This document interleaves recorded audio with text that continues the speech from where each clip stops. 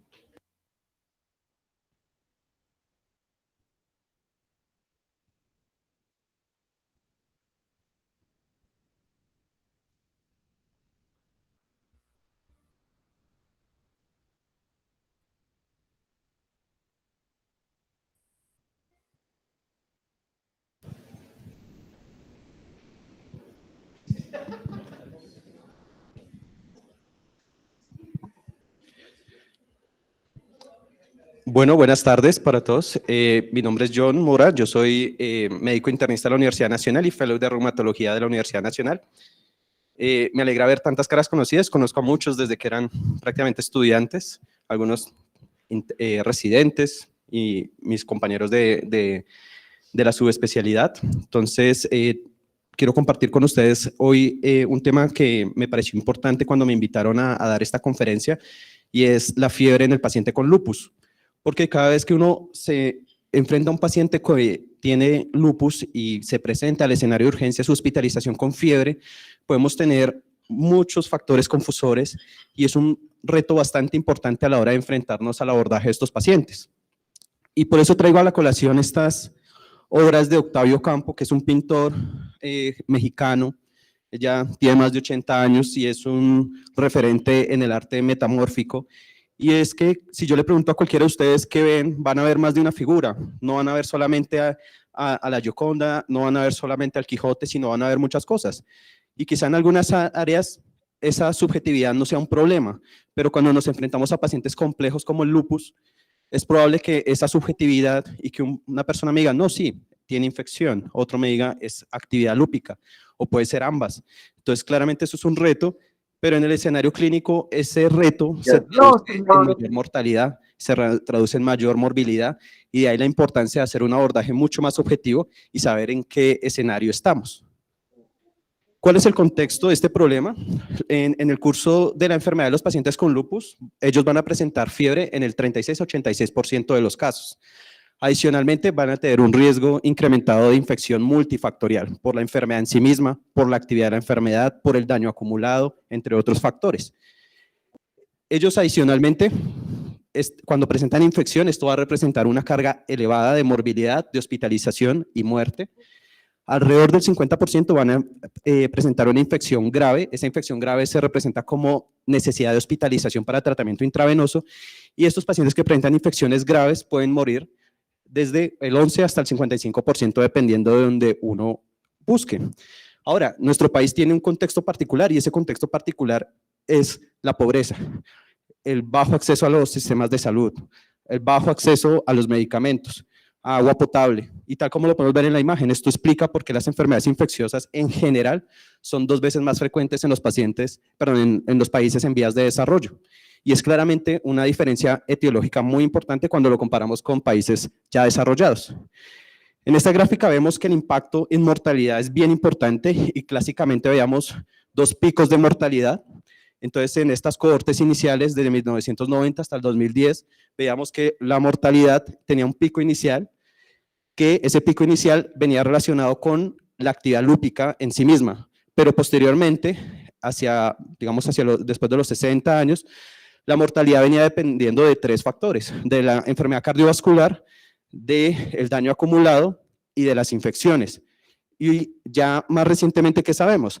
que el pico inicial, gracias a los diagnósticos tempranos, a las mejoras en el tratamiento, ya no hay tanta mortalidad temprana, pero sí hay una mortalidad tardía que viene dada por dos factores iguales, que es la enfermedad cardiovascular, que sigue siendo la principal causa de mortalidad, pero ahora más las neoplasias, principalmente las neoplasias hematológicas, y la infección sigue siendo en un 11% de los casos causa de mortalidad tardía.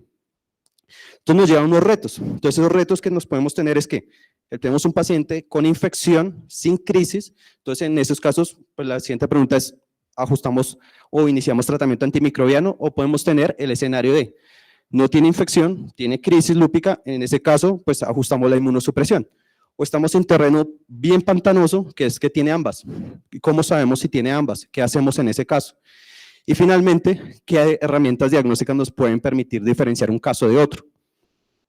Lo primero es saber qué causa fiebre. Entonces, la fiebre en los pacientes con lupus puede ser causada por infección.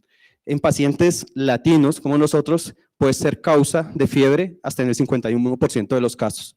Adicionalmente, ¿qué pasa? Que puede ser causado por infecciones bacterianas, virales, parasitarias, micobacterias, y pueden tener presentaciones tanto típicas como atípicas. ¿Qué otra cosa tenemos? Las crisis lúpicas, responsables de 36 al 60% de la fiebre en pacientes con lupus. Ahora, hay algunos autores, digamos que estemos de acuerdo con ellos, es otra cosa, que definen la fiebre asociada a crisis como la ausencia de infección tras una evaluación exhaustiva, que tengan un cuadro clínico sugestivo de una crisis lúpica. Y ahí yo quiero decir algo, y es que decir cuadro clínico típico de crisis lúpica es bien difícil, porque típicamente cuando rotamos por el servicio de reumatología nos dicen, no, pues que es más probable que tenga crisis lúpica, pues si tiene anti-DNA positivo, si tiene consumo de complemento, pero como vamos a ver más adelante, eso no siempre es así. Y finalmente que no tenga un empeoramiento infeccioso con el tratamiento inmunosupresor. Podemos tener las dos cosas, y eso se ve que no es tan infrecuente, 12 a 35% de los pacientes con fiebre pueden tener ambas cosas.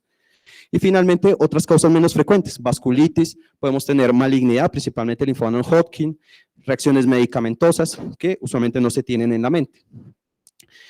Hay unos factores que claramente complican este abordaje. Hay pacientes que son pausisintomáticos, uno quisiera que el paciente tuviera todo un cuadro florido, pero no es así. La coexistencia entre fiebre por crisis y por infección, el impacto que tienen los medicamentos inmunosupresores y la susceptibilidad genética e inmune de cada paciente. Entonces, cuando me refiero a pacientes pausisintomáticos, hemos visto que algunos pacientes con lupus pueden presentarse o debutar solo con fiebre, y eso explica que hasta el 3 a 5% de las fiebres de origen desconocido sean por lupus.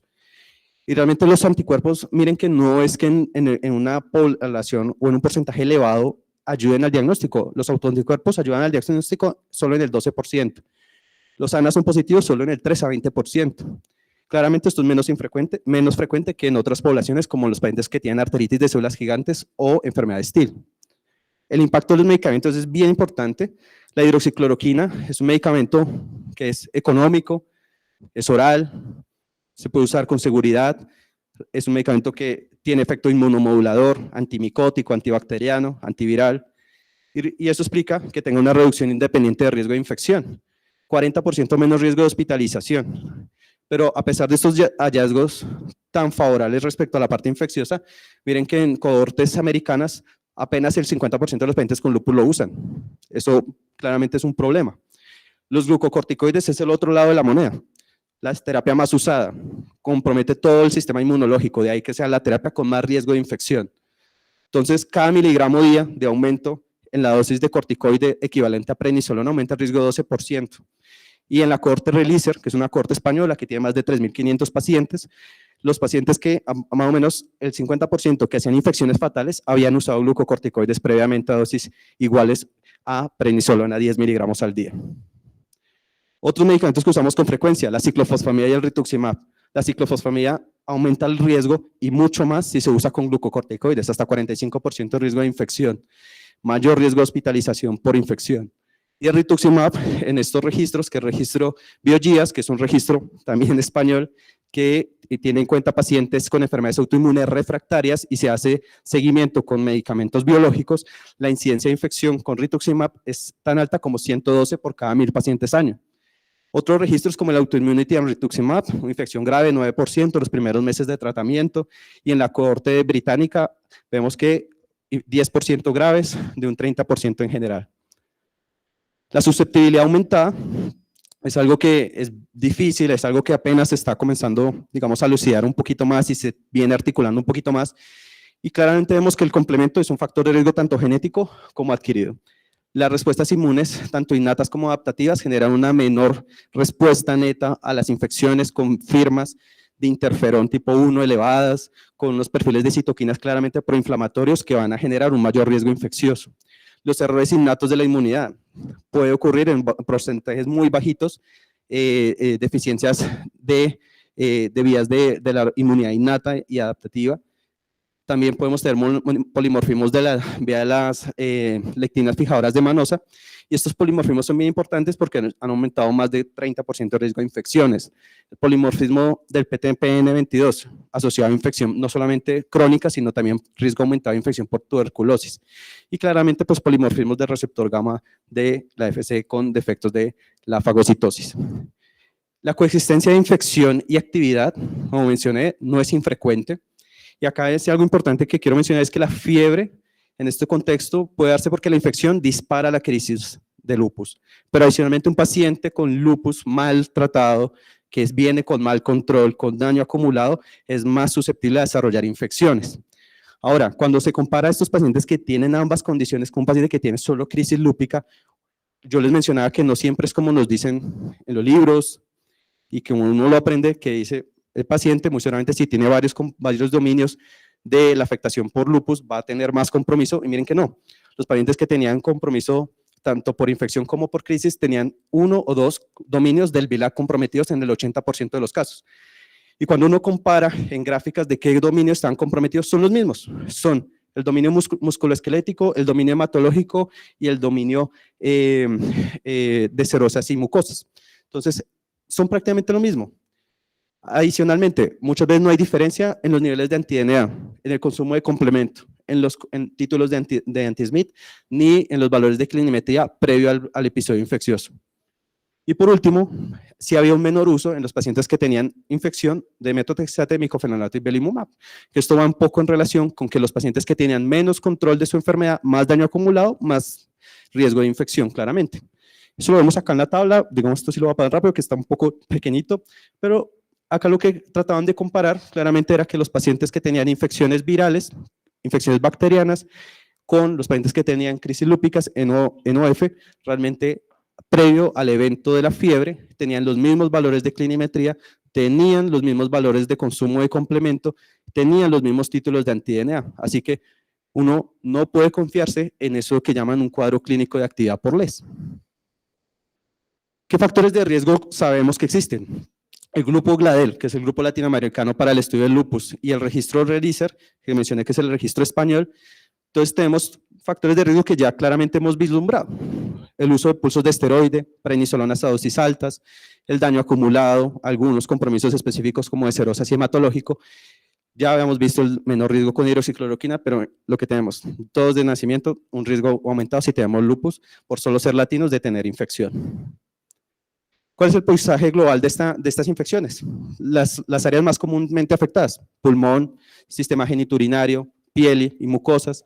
La morbilidad es altísima, los pacientes que tienen infecciones recurrentes por lupus tienen 5 veces más riesgo de desarrollar enfermedad renal crónica, hasta el 22% tienen que estarse hospitalizando por infección en estos pacientes, y el costo económico por la estancia hospitalaria es altísimo, $20,000 por estancia. La mortalidad claramente es muy variable. En países como Estados Unidos puede ser del 5%, en China 44%, y desde el año 96 a la fecha sigue siendo las infecciones la primera causa de mortalidad en los pacientes con lupus. ¿Qué causa infección en estos pacientes? 60-80% son bacterianas, y entre esas bacterianas tenemos gérmenes normales que no, vemos en otro tipo de infecciones, Staphylococcus aureus, Streptococcus pneumoniae, E. coli, Pseudomonas. Reactivación de virus varicela zoster, 2 veces más riesgo de reactivación y hasta 20% más riesgo de tener un compromiso severo, diseminado del sistema nervioso central, infecciones por tuberculosis, por Mycobacterium tuberculosis y micobacterias no tuberculosas, y compromiso no solo pulmonar, sino también a nivel del sistema nervioso, articular y ganglionar. El neumocistis Hirovechi. Cuando yo entré a la universidad en el 2007, habían estudios que decían que había un riesgo del 5%. Hoy en día sabemos que el riesgo es mucho menor, apenas del 0.1 a 0.3%, pero la mortalidad es elevadísima, 32 a 46%. Entonces, ¿cómo vamos a hacer esa diferenciación? Vamos a tener varias cosas. No hay una sola cosa que nos haga la diferencia. Entonces, una cosa es los factores de riesgo que hemos visto, el grado de control y daño acumulado, las manifestaciones clínicas que nos puedan sugerir o no si hay actividad lúpica y finalmente las herramientas diagnósticas. Estas herramientas diagnósticas es lo que quiero mostrarles. Entonces, hay varias maneras de ver estas herramientas diagnósticas. Entonces, ver el desempeño de una sola herramienta diagnóstica o el desempeño en conjunto de varias herramientas. Entonces, cuando se evaluó la procalcitonina para determinar crisis lúpica en pacientes con LES, vemos que hay unos puntos de corte, pero me voy a centrar, por ejemplo, acá en la procalcitonina, con un valor de 0.03 de punto de corte, una sensibilidad bastante regular y una especificidad aceptable, y un área bajo la curva aceptablemente buena. Y vemos luego que para determinar infección, el punto de corte es 0.8, o sea, los valores de estos parámetros son más altos en crisis lúpica, pero son aún más altos en infección, y claramente pues, nos pueden hacer una diferencia aceptable, pero hay que evaluar esto en conjunto. Este estudio es británico, menos de 40 pacientes, lo mismo, procalcitonina, un punto de corte 0.9, todas las variables que venían incluidas, era el conteo absoluto de neutrófilos, relación neutrófilo-linfocitos, BSG-PCR, y pues todas tenían un valor de P significativo y un áreas bajo las curvas aceptables. Pero pues esto es como el inicio. Finalmente, ¿qué es lo útil? Ver cómo se comporta esto cuando se usan varias variables. Entonces, estos modelos multivariados, este es un estudio con más de 200 pacientes en Los Ángeles, de la red hospitalaria de Los Ángeles, llamativamente hasta el 78% de los pacientes con lupus en esa red hospitalaria eran hispanos, y lo que se hicieron fue categorizar los pacientes en varios grupos, pacientes que hacían fiebre por crisis lúpica, fiebre por infección con cultivo positivo, fiebre por infección con cultivo negativo, o tenían crisis e infección. Y lo que hicieron fue crear un modelo multivariado que incluía varias variables para determinar cuáles podían tener un mejor rendimiento para diferenciar crisis lúpica de infección, independientemente si tenía cultivo positivo o no. Y esas variables eran edad, el conteo de glóbulos blancos, el conteo absoluto de neutrófilos, los niveles de C4, PCR y la relación BCG-PCR. Acá no vamos a entrar en los puntos de corte, pero ¿qué vemos? Que claramente estos tenían un área bajo la curva bastante aceptable para diferenciar una condición de la otra, y esto ha abierto la puerta a este otro estudio, y este estudio dice, bueno, no tenemos todas esas variables, quizá no tenemos todos esos recursos, entonces, ¿qué variables escasas podemos usar para diferenciar una condición de la otra? Entonces, en ese estudio se incluyó solo la edad, el conteo absoluto de leucocitos y la PCR. Y el área bajo la curva fue bastante buena para diferenciar una condición de la otra. Acá vemos el rendimiento diagnóstico, una sensibilidad del 83 y una especificidad del 80%.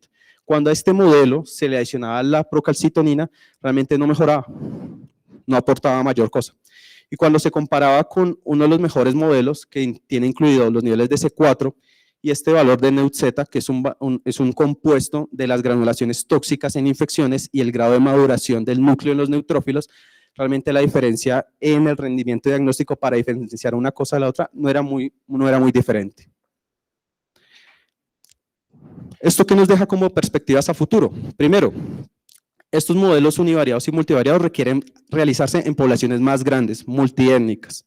Segundo, necesitamos ver cómo se comporta todo este trabajo una vez controlado pues, los factores modificables propios de nuestro país. Tercero, la implementación de modelos de Machine Learning. Este estudio anterior que les mostraba ya se está manejando en modelos de Machine Learning. Una limitante claramente es el número de pacientes, entonces lo que permite estos modelos de Machine Learning es someter a múltiples simulaciones estos modelos para ver cómo funcionan. Y por último, la incursión del perfilamiento ómico. El perfilamiento ómico, por lo menos en lupus, sí es bastante avanzado. De hecho, hay herramientas como, digamos, multiparamétricas en orina o en sangre que nos permiten determinar que un paciente esté con mayor riesgo de responder a tratamiento o de tener un peor desenlace. Como mensajes para la práctica, el lupus se asocia a un riesgo incrementado de infección. Esta infección genera una alta carga de morbimortalidad, como lo pudimos ver. Requerimos un abordaje multidimensional para poder diferenciar estos pacientes. Y por último, la evaluación multiparamétrica no es tan compleja y puede tener parámetros fácilmente asequibles desde cualquier práctica clínica que nos permita la diferenciación aceptable, incluso en escenarios de pocos recursos. Gracias.